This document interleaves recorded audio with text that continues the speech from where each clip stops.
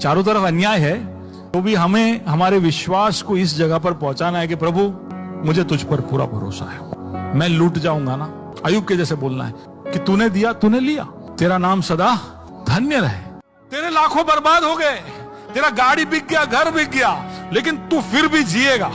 बड़े हौसले के साथ, हिम्मत के साथ तू घर के बाहर कदम रखेगा, डिप्रेस नहीं होगा, तू हताश नहीं हो जाएगा, तू बेचैन नहीं हो जाएगा। क्यों? तेरे अंदर का विश्वास चीजों को बदलेगा।